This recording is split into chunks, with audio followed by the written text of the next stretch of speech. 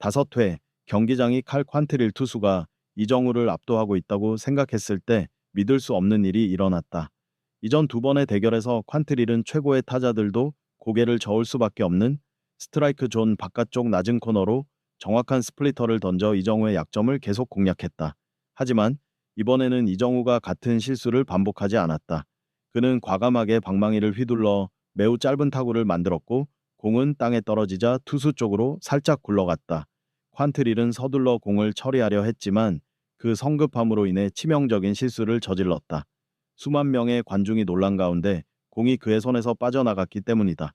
이정우는 즉시 기회를 놓치지 않고 놀라운 속도로 폭발하며 1루를 차지한 뒤 2루를 훔치는 화려한 도루로 경기장을 열광의 도가니로 만들었다. 해설자는 감정을 주체하지 못하고 이정우가 상대를 현기증 나게 만들고 있다 라고 소리쳤다. 경기장은 열광했고 퀀트릴은 완전히 무너져 다음 이닝에 바로 교체되었다. 그리고 경기 후 모든 야구 팬이 존경하는 메이저리그의 전설도 이정우의 자질과 실력에 대해 충격적인 발언을 하며 그의 능력을 칭찬했다. 그렇다면 이 경기에서 정말로 무슨 일이 일어났을까? 우리와 함께 이 격돌의 전 과정을 되짚어보자. 지능, 속도, 의지가 빛난 한 경기였다. 샌프란시스코 자이언츠와 마이애미 말린스의 개막전은 5월 31일 론디포 파크에서 열렸으며 팬들에게 많은 기대를 안겼다. 특히 자이언츠는 31승으로 7위를 유지하려는 결의를 보였기 때문이다. 반면 말린스는 열세 위에 머물며 22승을 기록하고 있는 상황에서 많은 압박을 받으며 경기에 임했다. 홈팀은 순위를 높이기 위해 승리가 절실했다. 이러한 상황에서 모든 시선은 3번 타자로 중추적인 역할을 맡고 있는 한국 출신 스타 이정우에게 집중되었다. 한동안 최고의 컨디션을 보이지 못했던 이정우에게 자신의 실력을 증명하고 경기력을 되찾을 수 있는 이상적인 기회였다. 자이언츠 팬들은 그의 폭발적인 활약을 기대하며 그가 압박을 떨치고 자신감을 되찾아 팀의 승리에 기여할 것을 바라고 있었다. 말린스와의 경기에서 이정우의 화려한 복귀는 올 시즌의 기억에 남을 순간이 될 것이었다. 그러나 이정우의 첫 타석은 3루의 주자가 있고 득점 기회가 많았지만 기대만큼의 결과는 나오지 않았다. 그는 홈팀의 투수칼 퀀트릴과 긴장감 넘치는 수싸움을 펼쳤다. 첫 번째 투구에서 이정우는 퀀트릴의 시속 약 81마일짜리 느린 커브볼을 공략하는 데 어려움을 겪었고 결국 파울 타구를 날렸다. 퀀트릴은 이정우의 초기 불안감을 포착하고 즉시 전략을 변경했다. 그는 시속 94.5마일의 강력한 패스트볼을 던졌지만 이정우는 경험을 바탕으로 인내심을 발휘해 배트를 휘두르지 않았다. 이후 퀀트릴은 커터와 스플리터 등 다양한 까다로운 공을 번갈아 던지며 이정우를 계속해서 경계와 판단의 상태에 빠뜨렸다.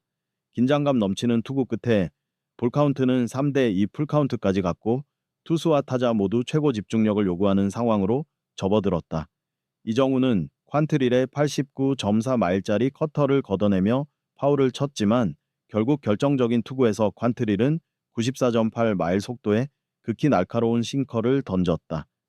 공은 예상치 못한 속도로 날아와 급격히 가라앉으며 이정우의 방어를 무너뜨렸다. 이 투구로 이정우는 완전히 균형을 잃고 스윙을 제대로 하지 못해 아쉽게 삼진으로 물러나고 말았다. 오늘처럼 다양한 구종과 안정된 제구력을 갖춘 투수인 칼 퀀트리를 상대하는 것은 어떤 타자라도 결코 쉬운 도전이 아닙니다. 경기장 해설자가 언급했다. 퀀트릴은 정말 좋은 컨디션으로 마운드에 올랐습니다. 이정우는 그 타석에서 정말 잘 싸웠지만 퀀트릴의 마지막 싱커는 정말 공략하기 어려운 공이었습니다. 다음 타석에서 좋은 결과를 보여줄 수 있기를 바랍니다. 세회 샌프란시스코 자이언츠가 1대 0으로 앞서고 있는 상황에서 이정우는 다시 투수 칼 퀀트릴과 대결을 펼쳤다.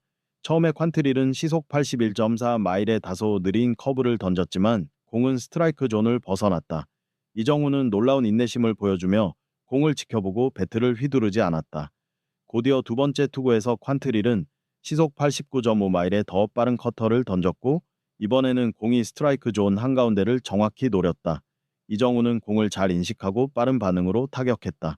그러나 주목할 점은 그의 타구 각도가 너무 높았고 강력한 라인 드라이브보다는 뜬공에 가까운 형태였다는 것이다.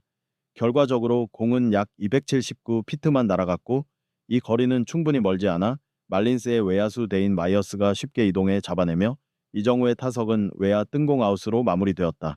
이정우의 타구는 잘 맞은 듯 보였습니다. 해설자는 말했다. 하지만 공이 약간 너무 높게 뜬 것이 아쉽습니다. 그는 오늘 퀀트릴의 공을 잘 보고 있는 것 같았지만 장타를 날릴 수 있는 완벽한 타구를 아직 찾지 못했습니다. 기술 전문가들은 더 심층적인 분석을 내놓았다. 방금 그 상황에서 이정우는 스윙 궤도를 약간 조정할 필요가 있는 것 같습니다. 아마도 공이 비거리를 최적화하고 다음 대결에서 타격의 효율성을 높이기 위해 스윙을 좀 더 수평으로 가져가야 할 것입니다. 사소한 부분이지만 큰 차이를 만들 수 있습니다. 그리고 운명의 순간, 지능과 속도, 그리고 약간의 행운이 이정후에게 미소를 지은 순간이 5회 말에 찾아왔다. 이 순간 샌프란시스코 자이언츠는 2대 0으로 리드를 유지하고 있었다. 이정후는 타석에 들어섰고 다시 한번 투수 칼 콴트릴과 대결했다. 콴트릴의 시속 89.1마일짜리 빠른 커터를 인내심 있게 골라낸 후 이정후는 시속 85.4마일짜리 스플리터를 맞닥뜨렸다. 이 공은 매우 강하게 아래로 가라앉는 구종으로 효과적으로 공략하기 매우 어려운 공이었다. 이정후는 상황을 타개하기 위해 배트를 휘둘렀지만 공에 매우 가볍게 닿아 극히 짧은 궤적을 그리며 낮은 타구 각도로 날아갔고 배트에서 나온 공의 속도는 약 시속 57.5마일에 불과했다. 공은 즉시 땅에 강하게 부딪혀 투수 퀀트릴의 위치 쪽으로 힘없이 굴러갔다. 이것은 홈팀에게 쉬운 아웃이 될 것 같았다. 하지만 퀀트릴은 순간적으로 서두르거나 집중력을 잃은 듯 빠르게 달려가 공을 처리하려 했다. 그러나 그는 믿을 수 없는 실책으로 공을 글러브에서 놓치고 말았다. 이정우는 먹이를 노리는 야수처럼 민첩하게 믿을 수 없는 반응 속도로 그 귀중한 순간을 놓치지 않았다. 그는 즉시 F1 레이싱카처럼 가속해 말린스 수비진 전체의 놀라움 속에서 안전하게 일루를 밟았다. 이정우의 타격은 분명히 완벽하지 않았습니다. 전문가들은 일제히 평했다. 하지만 이런 순간에야말로 그의 예리함과 놀라운 반응 속도를 볼 수 있습니다. 이정우는 상대방의 실책을 완벽하게 활용해 그런 순간인 절실히 필요한 상황에서 출루에 성공했습니다.